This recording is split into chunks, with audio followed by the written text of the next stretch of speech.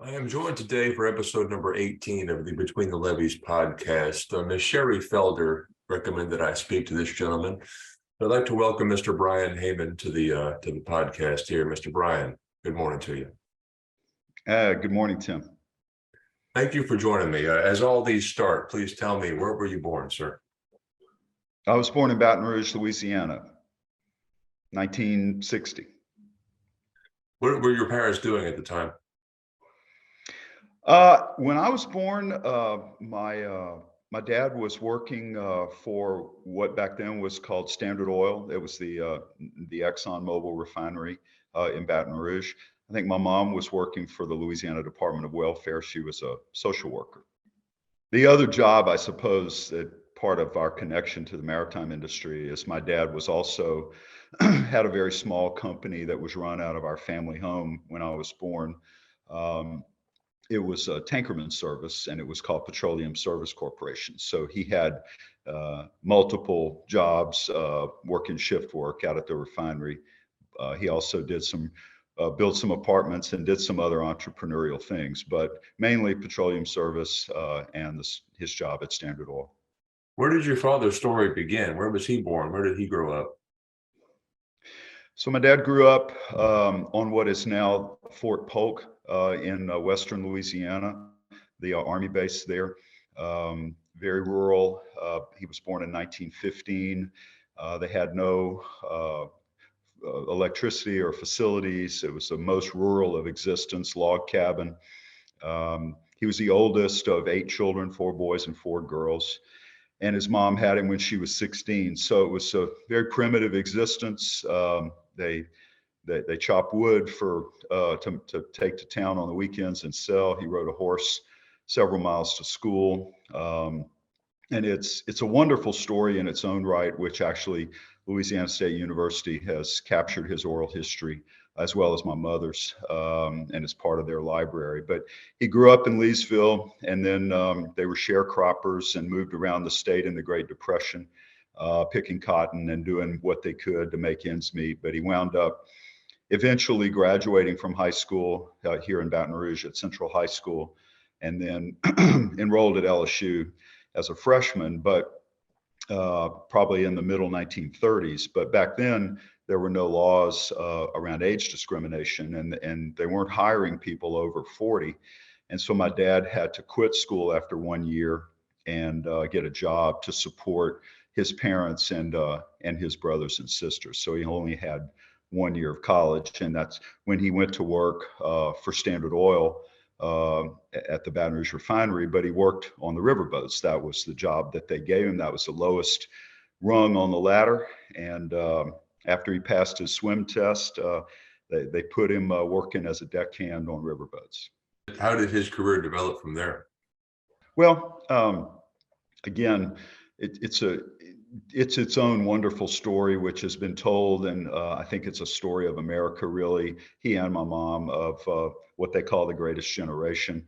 And of course, I'm not here to tell his story, but my story is intricately bound up with his and how I came to be doing what I'm doing today. But Dad, back in the 30s, there was just beginning the effort for organized labor with some of the laws that were being passed in Congress that allowed men to unionize. And so my dad, at a very young age, became kind of a leader among the men working on the river.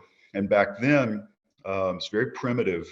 Hard to believe that this was only 80 something years ago. But some of the barges were actually made out of cypress. They had paddle wheelers sometimes for push boats. My dad actually worked on the largest ever paddle wheeler called a Sprague, which was the largest one on the inland waterways. But the conditions the men had to work under were pretty primitive. And so, for example, they would send the men off the boat into the swamps alongside the river, and they would go pick Spanish moss themselves and stuff their own mattresses. They didn't have cotton ticking. And so one of the improvements that my dad was able to get through Standard Oil was to have cotton mattresses put on on the boats. And also the men had to wash their own oily clothes with a washboard. And so my dad was able to get washing machines installed on the boat. So those kind of things didn't exist before, but he was instrumental in helping all that happen. And of course, Standard Oil paved the way for what became, those common sense industry standards as things went along. But then eventually, the war came along, World War II, Pearl Harbor, and my dad left work and enrolled actually in the Coast Guard, although he went to the Coast Guard Academy for training, but he was assigned to the Navy, and he spent 37 months on a destroyer in the Pacific. And so by then he had married my mother. They had met at LSU. They were married in June of 1941. So right after they married, he went off to serve in the military. And that in itself is another fascinating story of wartime. And during that time, my oldest brother Cordell was born.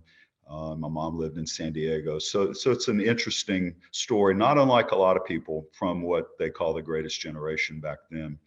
But when my dad returned from the war, it would have been, I guess, in 1945. And so Standard Oil they hired back everyone who had left.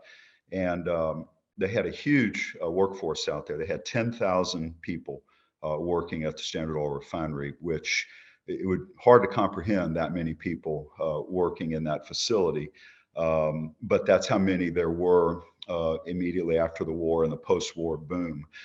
So they moved my dad off the riverboats and had him on the dock, working they trained him to be a tankerman and a dock operator there in the late 40s. And then interestingly, sometime in the late 40s, early 50s, Standard Oil had always provided all of the people, including my dad, to do all of the tankerman work, the loading and unloading of the barges that called at the docks. And for whatever reason, I really don't know, and my dad wasn't sure either, Standard Oil management made the decision that its own employees, including my dad, would no longer load and unload the barges on behalf of the barge companies, that the barge companies would be required to perform that service themselves or arrange for it. And so that immediately created kind of a void, because when the barges would show up at the docks, the barge companies didn't have enough people riding the boats, or I guess other folks they could get access to. So there was an immediate kind of manpower shortage. So my dad saw the opportunity to create a service, and it was the first ever barge tankerman service in the United States. And really it was he and some of his coworkers, and back then they worked 8-hour shifts. So they had 8 hours on and they had 16 hours off. So they had time in their off time to come back and kind of moonlight as tankermen, working directly for the barge lines. And so that was the genesis of what became the first tankerman service, called Petroleum Service Corporation. And that was incorporated in 1952, 8 years before I was born. And it was just a way for my dad and his coworkers to make a little extra money. The Standard Oil management had no problem with them doing that. They didn't see an issue, which I'm not sure would be the case today. But they would come back to the dock wearing a Petroleum Service hard hat, and then a few hours later come back wearing an Exxon hard hat, doing dock operating and other things. So that was kind of the genesis of the first barge tankerman service, and it was run from our family home here in Baton Rouge. And when I grew up, when I was born in 1960, and I remember my early years being around the house at payday every 2 weeks, the guys would show up at our home, and my dad would calculate their times and on a paper and pencil and write them a check, but they would hang out at the house. And I got to know people from the marine industry at a very, very early age. So that's how I got introduced to the business. The company phone was actually in my bedroom when I was a little kid, because my dad knew that as a little boy, I would go back to sleep much quicker than my mom. So my job was to answer the phone if it rang in the middle of the night, and quietly go wake him up and bring him, and he would talk about whatever the issues were, and I would hear all that and then go back to sleep. So that was my very early introduction to the barge industry. Okay, and how was early life for you growing up? Well, we were very middle class, but we were lucky because I got to grow up in a very stable home environment, in the sense that I was the youngest of 5 children, and I was kind of my dad's afterthought. I was born when both he and my mom were in their 40s, which was late back then. But so I had older brothers and sisters, but I was fortunate in that because my dad worked for Standard Oil and that was the job, and then the family business was there in Baton Rouge. I lived in the same home growing up from the time I was born until I went away to college when I was 18. And it was a very stable kind of lifestyle. And I was blessed with, a number of friends that are still friends today, and we all grew up in the same neighborhood. And likewise, I had a very middle class 1960s upbringing. And my mom worked and my dad worked. I remember when we got air conditioning in the house because my mom, where she worked, they had air conditioning, and she couldn't come home having been in an office that was cool all day and then come home to a hot house in South Louisiana in the summer. And I remember when we got indoor carpet for the first time. We had hardwood floors, and so my mom was real proud of her wall-to-wall carpet. And but then a tankerman whose name I guess I'll go ahead and reveal, he's long passed away, Robert Bartholomew, had been on a styrene barge, and Robert had some styrene on his boots apparently, and he came to our house to get paid, and he walked on my mom's carpet and got all that styrene smell in my mom's carpet. So I can remember there was hell to pay with my dad, but eventually the smell went away. So I went to Broadmoor High, Broadmoor Elementary, Broadmoor Middle School, Broadmoor Junior High back then they called it, and Broadmoor High School, and graduated in 1978. So, in the summers before I was 18, I was around the family business, which was still pretty small back then, but it had actually begun to morph in the 1960s from being just a tankerman service with maybe 10 men or maybe a few more, but not many more than that. But then as industry along the lower Mississippi River between Baton Rouge and New Orleans, that was the time the industry was starting to be developed. And so Shell Chemical built their facility in Geismar, Louisiana in, I believe, 1967. So they called my dad. My dad wasn't an engineer. He'd only had 1 year of college, but they called him to help with designing the dock. And I think the reason they did that was because they knew he knew a lot about how things worked or should work. And so they called him out there for some practical advice on setting up the dock.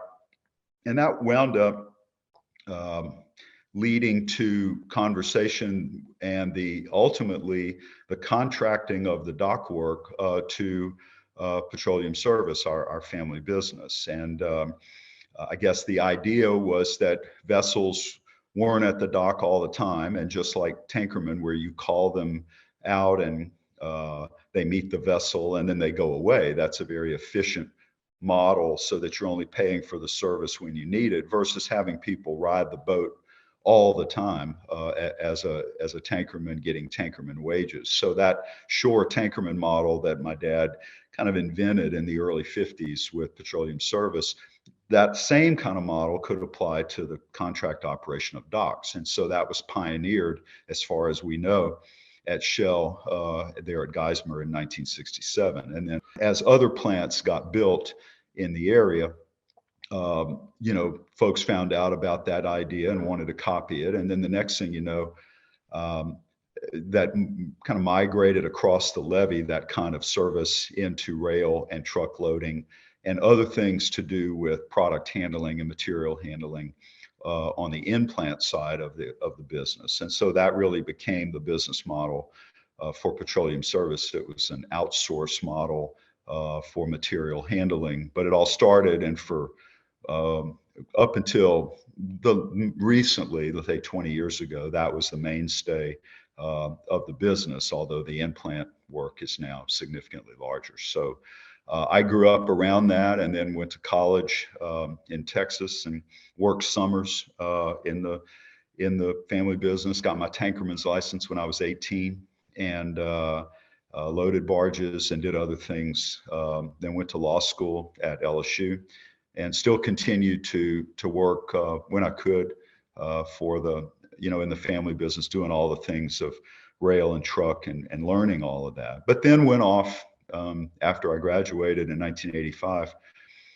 Left and went to New York. The oil bust had hit the Gulf South in the mid 80s, and I don't know, not so much because of that, but just because, like a lot of young people, I wanted to go see the world and set my own path. And immediately going to work for the family business wasn't what I chose to do at that time. So I went to New York, and then ultimately wound up in Southern California as a practicing attorney, and spent several years in San Diego practicing law there in my 20s.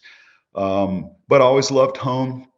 Loved, grew up on LSU sports and hunting and fishing and all the things, the food and the cooking, and all the outdoor stuff that is such an important part of the Gulf Coast, and particularly South Louisiana.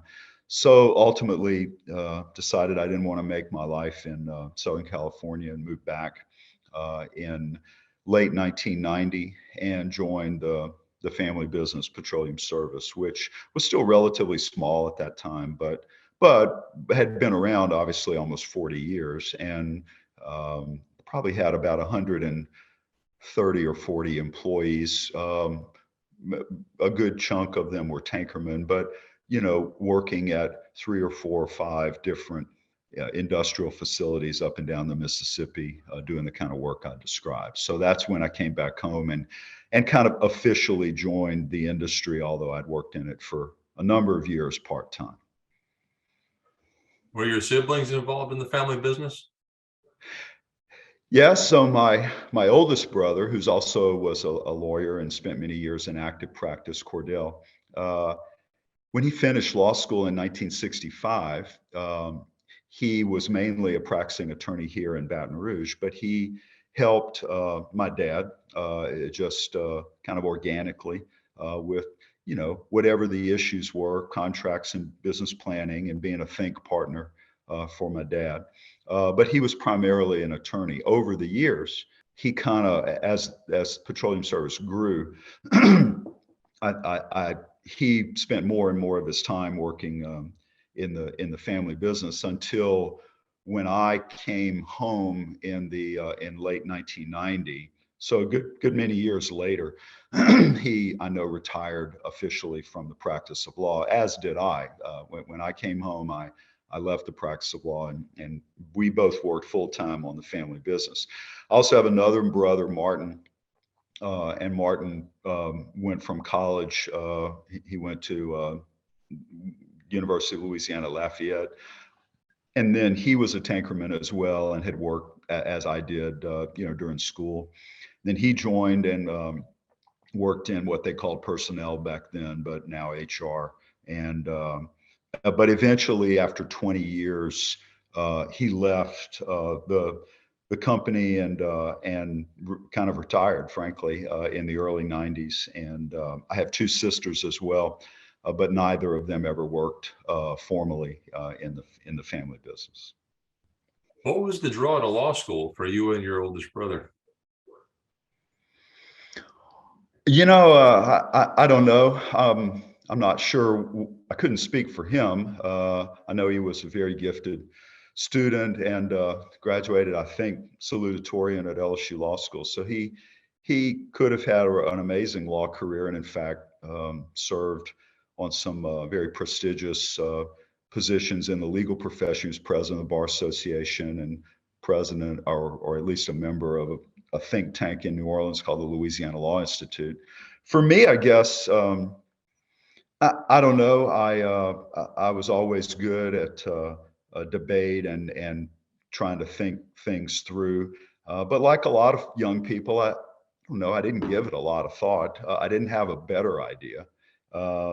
And so I I wanted that challenge, I suppose. But it was interesting that having grown up in the industry, and you never appreciate things till you get away from them sometimes. And having lived in the same home in the same neighborhood my whole life and traveled a little bit but not much, I wanted to see the bright lights in the big cities. So I went to New York and then Southern California and did big things, worked with a big law firm and did fancy stuff. But ultimately, what I missed were the people of our industry who I grew up with and to this day just love. They are the kind of people that make America great. And I said that long before that phrase was became popular here in recent years. And just love everything about this part of the world, despite its problems that we have with natural disasters and other things that people don't like. There's so much to love about this place, Louisiana, the Gulf Coast, and the people of our industry. So I've never looked back on the decision to practice law. I learned a lot. I still apply my legal training almost every day and always have. It's a wonderful skill set to have, but it wasn't my passion. And litigation, which is what I did. You wake up every day and you're in some kind of conflict. Maybe it's not your conflict. Maybe you've been hired to resolve someone else's conflict. But I was more about building things and building relationships that would last a long time and doing high stakes litigation for huge companies. I just kind of felt like justice wasn't always served, and sometimes it was just money moving around. And I wanted to build something with people that I loved and something sustainable. So that's why I made the decision to leave the practice of law and come back to the industry. What did you study in undergrad, and how was the college experience in the late 70s? So I went to the University of Texas. Uh, I didn't give, I look today at my own kids who are 23 and 25 and what they went through and what I know a lot of people go through with college shopping and selecting colleges and all the admissions process. Mine was so haphazard and kind of matter of fact. It's kind of scary. I knew I wanted to go to Wade to school, just again to see stuff different. And I had applied to Rice University, and where both my older brother and sister had gone. But I was on the waiting list there, and it was getting to be June, and I wasn't quite sure where I was going to school. And my older sister said, and this was in 1977, I think, 78.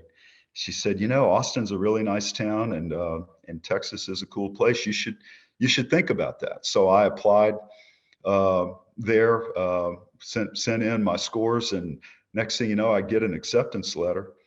And the first day I ever set foot on campus was the first day of class. I packed up and drove with everything in my car to Austin, where I'd never been, and arrived the night before classes started, which was sometime in late August in 1978. I wound up majoring in English and history with a minor in business. And so I had a very liberal arts kind of education, which has always served me well. And I know that today that kind of humanities curriculum, not a lot of people appreciate it because there's not maybe an obvious job, but that, as opposed to engineering or other more vocational things. But I can tell you that my undergraduate education served me very well, and law school helped me think more clearly and think about things in ways that help too. But I had a wonderful time. Graduated there in 1982, and then went straight on to law school. But Austin was a great place in that time. It hadn't lost its innocence like it has now, and it hadn't been overrun by tech or outsiders. And it was a wonderful place to go to school. So you finish up school, you attend law school, you practice law for a period of time, and then you come back home to join the family business. Tell me what you were doing at that point and how your career developed. Well, so my first job when I came back was I was given the title of Director of Health, Safety, and Environmental, and uh, and I was the first ever person to hold that job at the family business because you know, that wasn't quite the thing that it is certainly is now and was becoming at that time. But the background to that is this is a little bit of industry history, but going back to I think about 1987, there was a huge chemical explosion at a Union Carbide facility in a place called Bhopal, India, and it killed an awful lot of people and it made headlines and it really brought a lot of attention to the chemical industry, particularly around safety. And people began asking more questions, whether it were politicians or all kinds of interest groups, but about how safe are these chemical plants. So that started a lot more effort on the part of the chemical industry to focus on training, focus on procedures, things like that.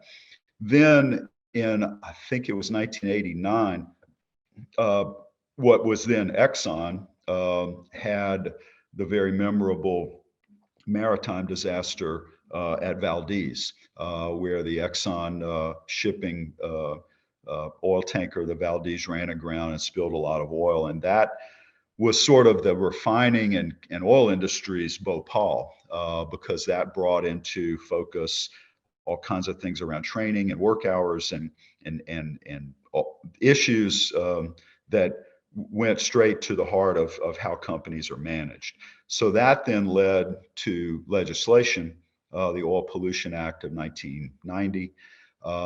And then at the same time, there was continuing to be a lot of emphasis on processes, more formal processes. So back then, everyone was talking about what was called the quality process with a capital Q.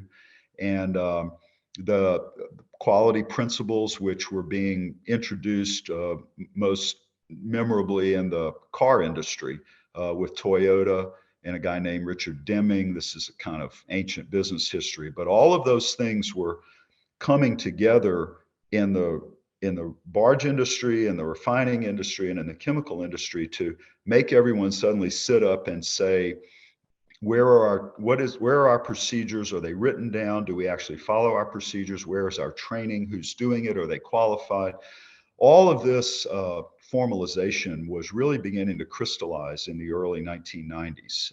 And so my first job, which was a great, wonderful job for me to have, was to be the director of health, safety, and environmental because I could use my legal training, and I was a good writer, and I was a good researcher. So I wrote from scratch the first ever health and safety manual for Petroleum Service, which was a project that took several months, but it was a great way, even though I'd been around the industry a lot, I really was able to dig very deep into the way things worked because I went out and spent lots of time in the field asking, our employees and others, how do you do that? Why do you do it that way? I researched with, best practices from all the companies that I could find, and they were very helpful. And so that was my first job, was to introduce more formal safety and training processes into petroleum service, which was huge because the industry was kind of starving for that. And that really helped our business because then bigger companies that we were working for really liked that we were being responsive and thinking about the same things that they were thinking about. And that helped our business grow. So I held that position for about 5 years and then ultimately moved into operations. So we hired someone else to kind of take over my role as in health and safety and environmental. And then I was over all of our operations in Louisiana. So we had several hundred employees by then. And then ultimately, By the late 90s, I became the executive VP and chief operating officer. And by then we were probably up to, I don't know, 500 employees or so. But we were working for most of the major companies in the industry, whether they were barge lines, but also some very significant new customers on the plant loading and unloading side with rail and truck and other things. And notably Exxon, when they outsourced for the very first time, we took the responsibility for the loading at the Baton Rouge chemical plant and replaced Exxon's own union employees, which was the first time Exxon had ever outsourced anything like that. And while we had worked for many wonderful companies for a long time, the Exxon move got a lot of people's attention, and outsourcing, and that word had now become in vogue. It was invented, I don't know when it was invented, but I'd never heard it for a long time before the 90s. Outsourcing then became more fashionable for this kind of product handling. And so the company began to grow a good bit during the mid 90s and into the early 2000s. Okay, and where did your career take you thereafter? Yeah, well, the next big thing then, right, was so we were being approached, and the company was owned when I came back to Baton Rouge from San Diego in late 1990. So I was the owners of the company were my dad, my older brother Cordell, and me. And my brother Martin had owned some, but he left not long after I got there, and so I bought in and had, well, it's a lot of family estate planning, let's put it that way, of how all that worked. So I became an owner, and Martin left, and Cordell and my dad and I were the owners. And so we were approached once we got to a kind of critical mass. I suppose companies would come along and say, "Are you interested in selling your company?" So there were always those kind of inquiries, and those became more frequent as we got up to several hundred employees and expanding our geographic footprint, which when I joined, we were mostly Gulf Coast, Houston, kind of where the barge industry went, and beginning to have some in-plant presence over in Houston. But then as that geographic footprint began to expand a little bit into the Ohio River region, the Upper Ohio, places we hadn't been before, then companies began to solicit us more about a sale. And we weren't at all interested in that. We were loving what we were doing. But then going back, it seems like forever ago, but back then, there was a downturn in the US industry in the early 2000s, and the chemical industry was kind of in the tank.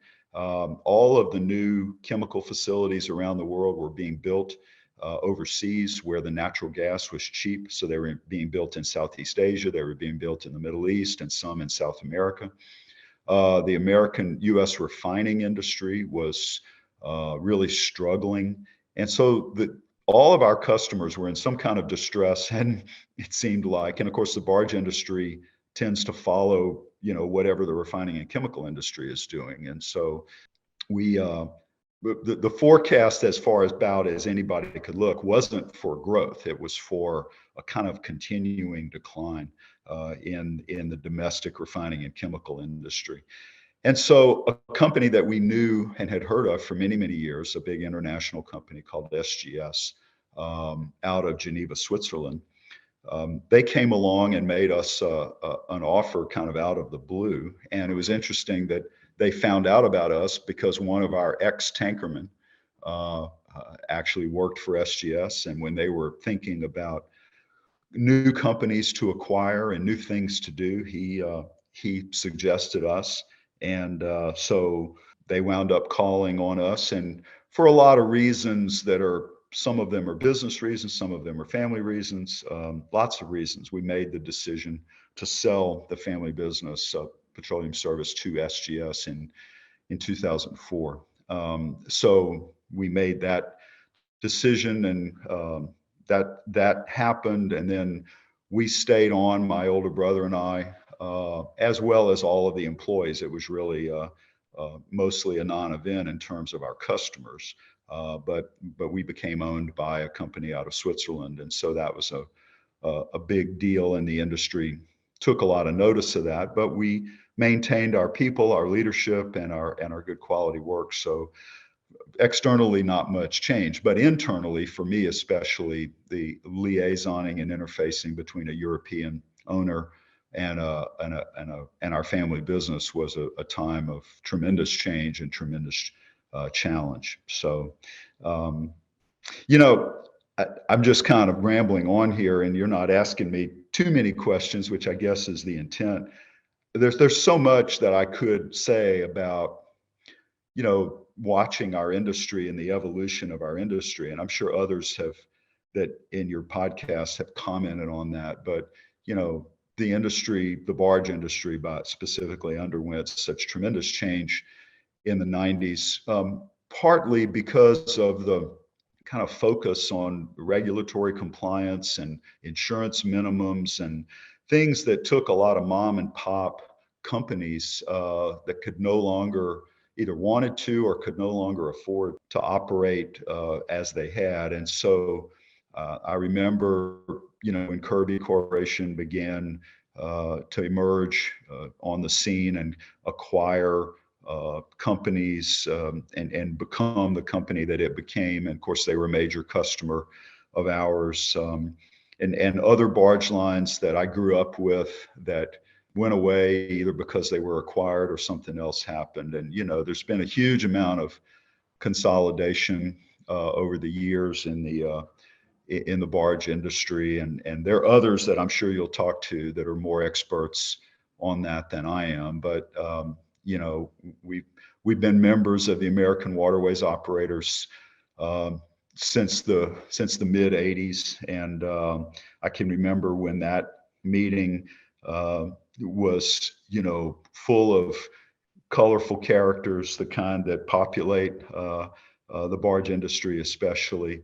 And some of those people are still around, and some of their children are around. A lot of them have moved on and retired or passed away. But it was just wonderful to grow up in an industry that was so much in the backbone of America, doing great things, hiring great people, and giving them a wonderful career. When petroleum service started, going back a little bit, if I might, I can remember one of our first tankermen, a guy named Gerald Haymon, that later became the model for the company logo, which is a guy in a hard hat, and they still use that today. But Gerald, I remember him telling me he came to work for the company in 1970, and we paid him $2 an hour as a tankerman, and we charged our customers $4 an hour. So that gives you some sense of perspective. When my dad was in the industry, there were going back to his days at Standard Oil as a tankerman, and even in the early days of petroleum service and in the 60s and 70s, there weren't the kind of safety regulations that we have now. So I can vividly remember my dad talking about loading 4 barges at a time and unloading 4 barges at the same time, which is almost unthinkable, since now the regulations, and for many years, have required 1 tankerman per barge. But running literally around, and I can remember this was before they invented the material that is heat resistant that goes on the bottom of work boots. I guess it's called Vibram. Got invented some point, but I can remember rubber soles, and on asphalt barges that were 300 plus degrees, guys would actually carve wooden blocks of wood and strap them onto their work boots, and maybe put some kind of skid resistant thing on the bottom of them. But people walking around in wooden things. It was a very rough and tumble kind of industry. The people were a rougher cut, I would say, very colorful. Tankerman training had not been developed very much back in the 60s and 70s when I was growing up. It was all on the job training, and lots of guys plenty of barroom fights, plenty of bad marriages, plenty of cars that wouldn't start, uh, plenty of controversy and drama. And then, Petroleum Service was actually, as the oldest and largest by far tankerman service, we led the way to introduce things that now are standard. We introduced vacation. I remember guys never had vacation. They just, if they needed off, they took off. But there was no vacation. There was no real or organized formal training. And I remember back in the early '90s when tankerman regulations came out, kind of for the first time after the Valdez and Bhopal and some of those regulatory things I was mentioning. And we had one of the country's first ever Coast Guard approved tankerman schools, which allowed us to recruit people to the industry, Tim, that were not from the industry. Most people that were in the barge industry grew up in the barge industry, much like I did.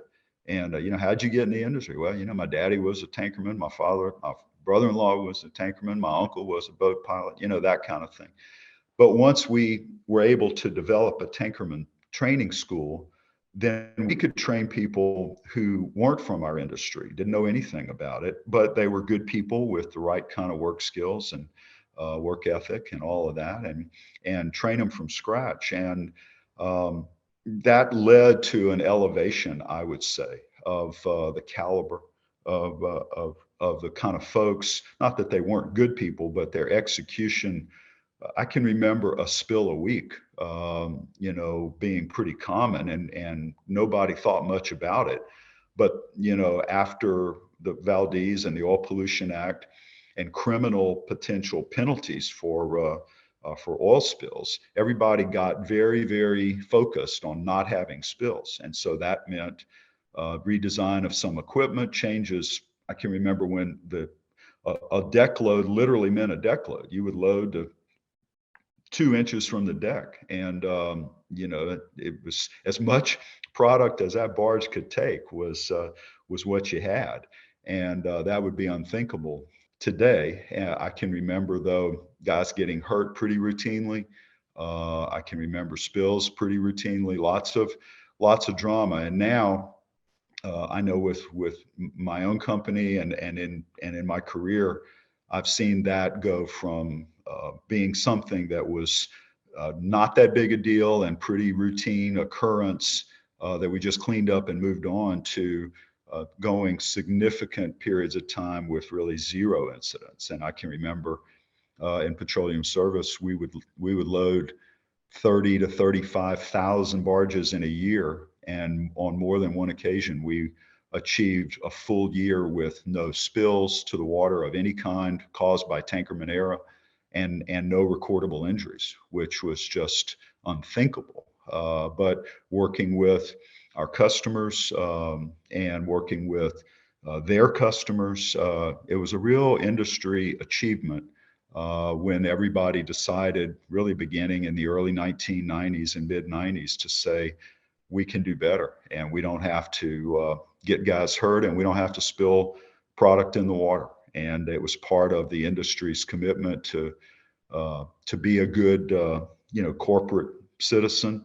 And it's really, really one of the things I'm most proud of, is to have been part of that, because tankermen are at the tip of the spear lots of times on this environmental and safety stuff. And they have to face a lot of risk and work in all kinds of conditions and weather. And it's really hot and it's really cold, and trouble getting on and off barges at every kind of facility, and low water and high water, and every kind of product, and all of those things. And yet we not only did we adapt, but we flourished under the more challenging conditions, because the tougher it got, the more focused we got, and the better we got at training and again, working with our customers to improve the quality of life for the employees, introduce benefits. And I remember we introduced for the first time 401k. Nobody had ever heard of that. We introduced sick pay, and I'm not saying we introduced it, but ours was very generous. And so our benefits program at Petroleum Service back in the early days was really, we pioneered a lot of that stuff. And So I'm very proud of all of that, which kind of leads up to our acquisition by SGS. So said a lot, but let me take a pause and let you ask me another question. Well, next question, I guess that would follow is you sell to SGS, I believe you said in 2004. Where does your career take you from there to now? Yeah, so SGS acquired us. They were and still are the world's largest testing, inspection, certification company. So we knew them, as I'm sure lots of people who are going to watch this will know them as having lots of laboratories and sending out inspectors on barges and ships to take samples and run analysis and verify product quality, product quantity. So we knew them in that capacity. And I think their idea was to, again, coming from one of our former employees. I'm blanking on his name. Chris is his first name, but I'm blanking on his last name right now. But their idea was to kind of do what they call a bolt-on acquisition, which meant that they had the idea that as a company that tested and inspected the product, it would make a lot of sense to have a division that would load and unload the product. And my brother Cordell and I and my dad, we kind of scratched our head over that whole idea, because we said, there's no way that the industry will accept the same company putting the product in the barge or in the rail car or wherever, the ship, wherever it's going to go, and then swear and validate and attest for commercial transactions what the product was and how much of it's in there, and does it meet all the specifications. But SGS kind of waved off that conflict of interest idea, and their solution, which we were very happy with, was, well, we're going to leave you guys as an independent entity. So we'll keep your identity, you'll keep your brand. So we were called SGS Petroleum Service Corporation, or SGS PSC, which is kind of a mouthful, but we could never find a better name.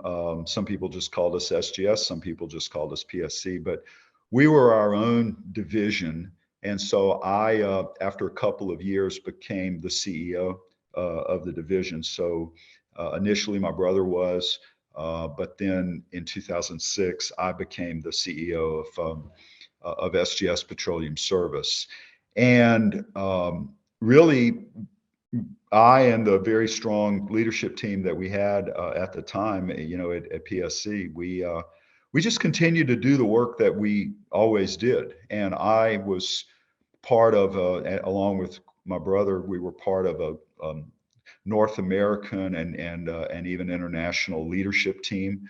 So I did a lot of work with my SGS colleagues, but really to our customers and to our employees, the SGS ownership was mostly invisible. Our financial people had to send them money every month and kind of learn to do accounting now, not as a private company for us, but also as a public company, a part of a major public company with international accounting standards. So there were some changes, but really operationally, certainly, and in the heart of the company, nothing did change. So we grew the company.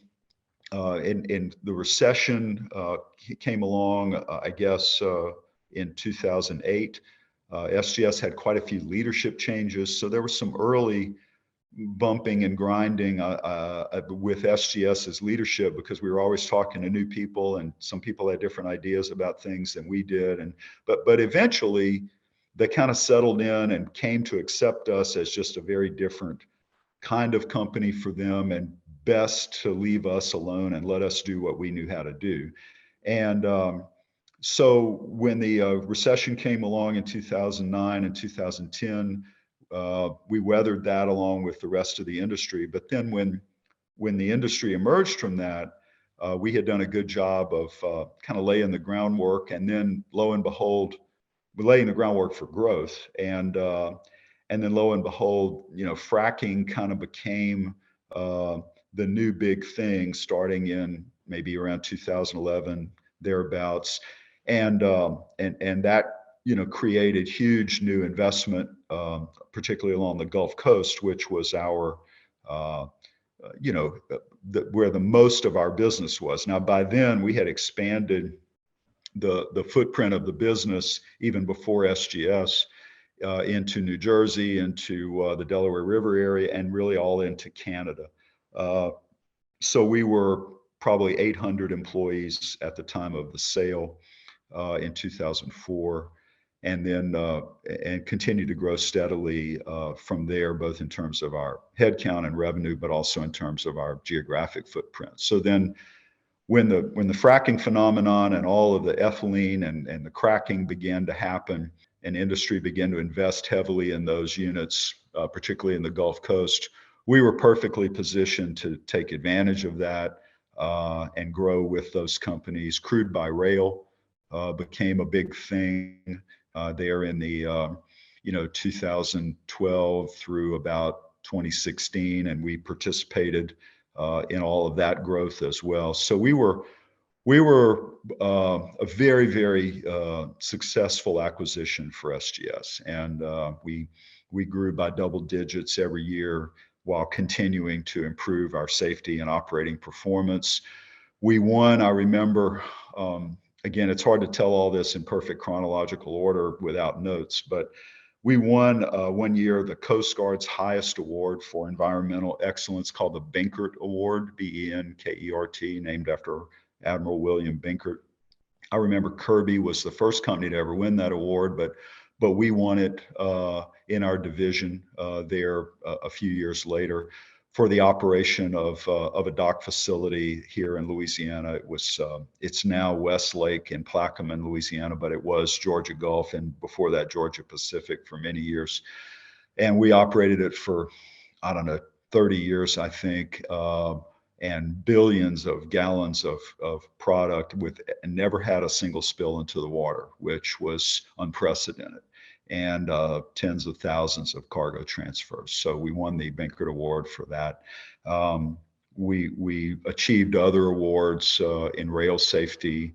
We were the first to ever cite OSHA awarded its OSHA star rating for voluntary protection program, which is OSHA's highest award.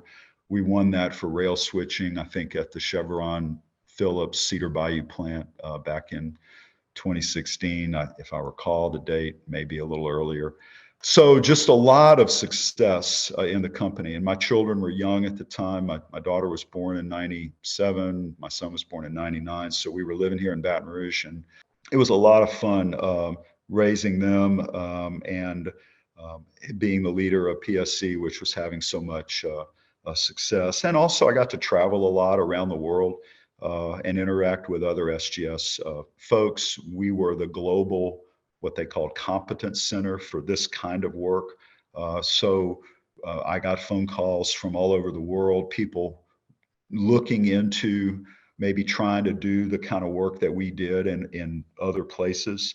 And we helped, support some of those operations here and there. But the fact of the matter is, for lots of reasons, which I came to discover, the idea of outsourcing, whether it's tankerman or rail switching or loading or plant operations or terminal operations, the idea of outsourcing that is really the most, it's found its home and is most widely accepted in the United States, and particularly in the Gulf Coast. You have union issues that are kind of pushed back against the idea of outsourcing on the U.S. West Coast and U.S. East Coast and big chunks of the Midwest. I think a lot of that in recent years is eroding a little bit, but still, the U.S. model of outsourcing the kind of work that we do is the most efficient. It's the most efficient application of that model, I think, in the world, and I think I can say that with a fair amount of confidence. It is done some in Europe, it's done some in Asia, but in Asia, there are cultural reasons why they don't like to outsource, and in Europe, there are social costs that the government imposes that makes it harder to differentiate on a cost basis. And so I just learned that what we do here in the U.S., we do it better than anybody else, and we do it more effectively than anyone else in the world. So I was the liaison between my company and SGS, and built a wonderful team to lead PSC to some really unprecedented growth and success. So then, kind of the next major step in my career was I left, believe it or not, PSC in 2017. And there were a lot of reasons that led up to that. It's something that I've been thinking about a long time. But when we sold the company in 2004, I signed a 1-year employment contract, which I think was all they expected me to stay. I think typically people that sell their companies, a lot of times they'll stay, but if they don't have to work, a lot of times they don't, and they go do something else. But I couldn't think of anything else I liked doing more. I was having a lot of fun. And as I said, raising a young family, it was good to have something to get up and do every day that I loved, and come home to them most nights when I wasn't away. So I wound up staying much longer than they anticipated. But eventually there were changes in SGS, in their leadership, changes in the way that the relationship evolved, and we made it work for a long time. But ultimately, I wasn't having the fun that I thought I wanted to have and that I deserved, and I was too young to retire, or at least had too much energy. So at the age of 57, in 2017, I decided to leave. I had a non-compete, which I honored, of course, and there was a bit of controversy over my leaving, but as you might expect. But ultimately, I worked it out with SGS and waited out my 2-year non-compete, and then launched Loadstar. And so Loadstar is a company very much in the model of my former company. It's designed to do the same kind of work, and that is tankerman work, dock operations, loading and unloading at rail, truck, warehouse, tank farm, anything involving material handling and site logistics. And what does life look like personally for you and your family going forward? Do you have plans to retire one day? Well, I suppose. I mean, my dad loved to work, although he's one of those people. He had a great work-life balance. But he did work really actively until he was in his late 80s, almost 90, and he died at 96. So I don't think I will die at my desk, as some say. But I think working keeps you young. I enjoy the creativity. The name Loadstar. I had to put my creative hat on and think of a name for a brand new company. And so when I was in college, I had studied astronomy a lot, and when I was in law school, I took admiralty law and practiced in that area a little bit. So I was familiar with the term Loadstar, Lodestar, and that's the star that the ancient mariners steered by, the North Star. It was the brightest star in the sky. And the connotation of Loadstar to me was always about leadership. It was about discovery. It was about new horizons. It was about the future. So when I came up with the name Loadstar, I just did a play on words and changed the lettering to Loadstar. And but the idea is that Loadstar is very much a company for the future. It's not a company of the last generation. It's a company for the next generation. So there's a lot of cool imagery that goes with Loadstar, and the idea. If you look at our website, there's a kind of there's a dawn sense in the last. There are pictures of sunrises and things like about the future and about what's coming. So, I have a lot of hobbies that I do. I love to hunt and fish, being from South Louisiana.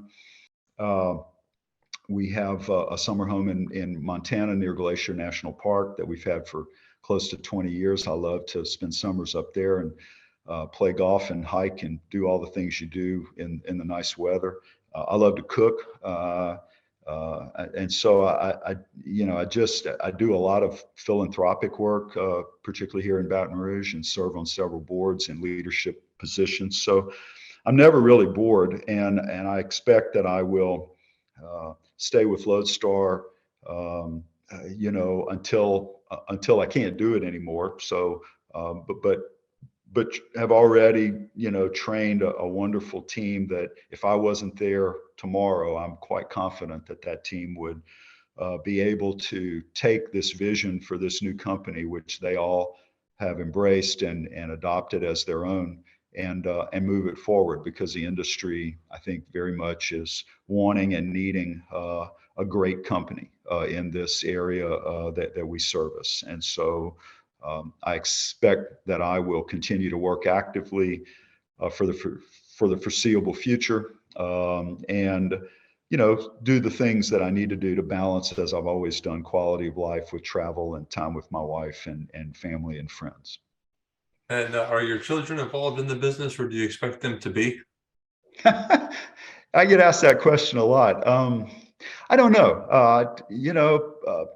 I didn't build the company for them. I built it for me and for the employees and for the customers. But they're both very talented. My daughter is working right now in Washington, D.C. for a major consulting firm there. I think she's 25 and enjoying being a young single woman in such an exciting city.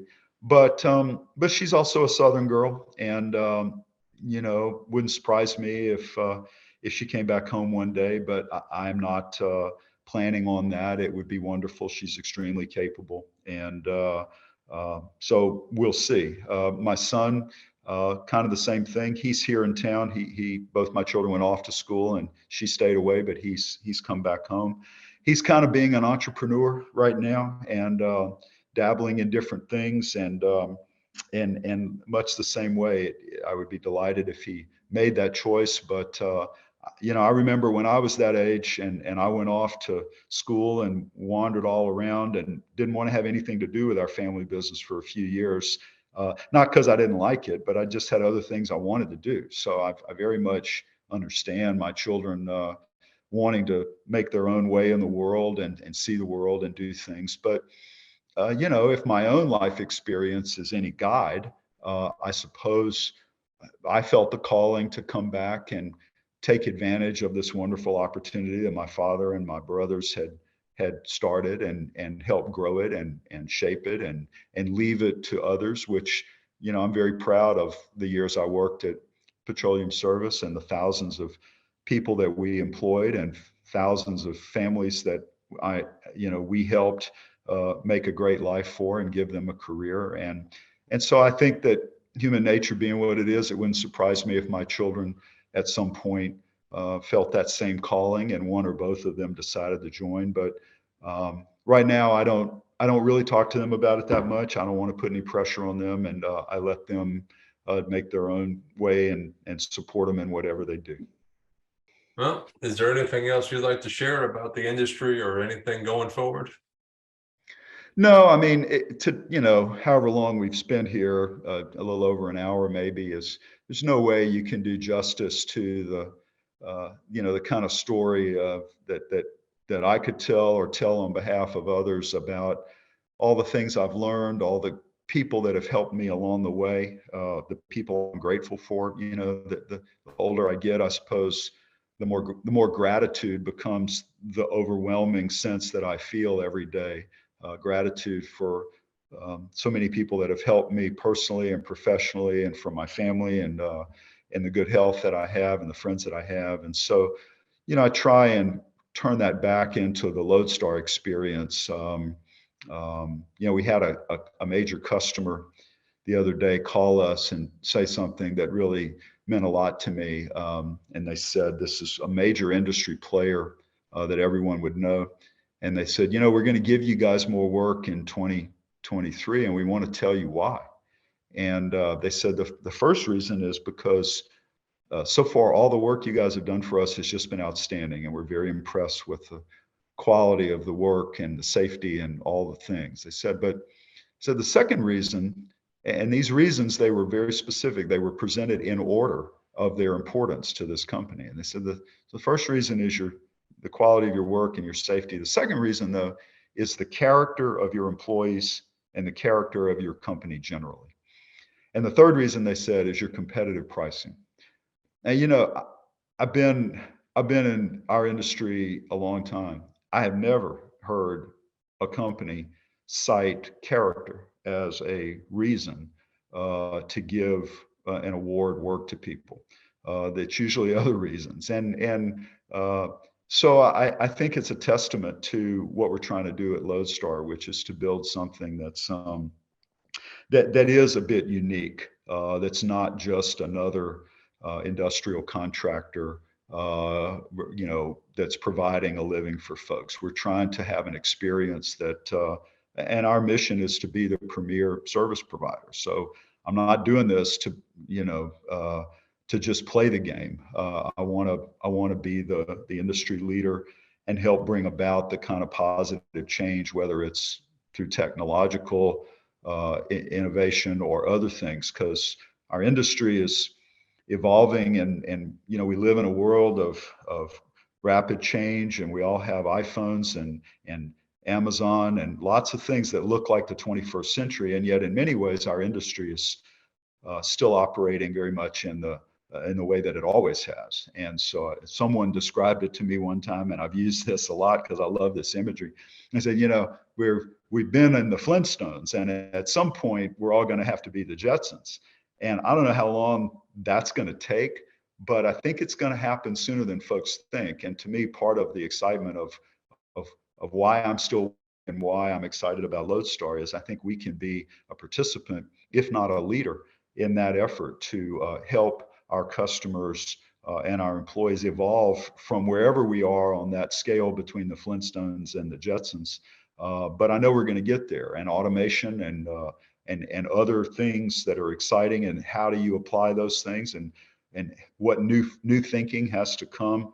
That's all, to me, very exciting, and pulls on and requires all of the talent and experience and creativity that I have to think about that. So I feel very blessed, and feel, as I keep saying, a lot of gratitude to all the people that have helped me along the way, and to all the people that are part of Loadstar now, and the whole large universe of people that are in my life. So I'm grateful for Sherry Felder for telling me about you, and grateful to you for taking time to hear all this, and so I want to thank you for that. It's no problem at all. Thank you very much for your time today. Maybe we can do this again one of these days. Well, I appreciate that. Thanks for what you're doing for our industry. I think it's really cool. Thanks a lot. All right. Bye-bye.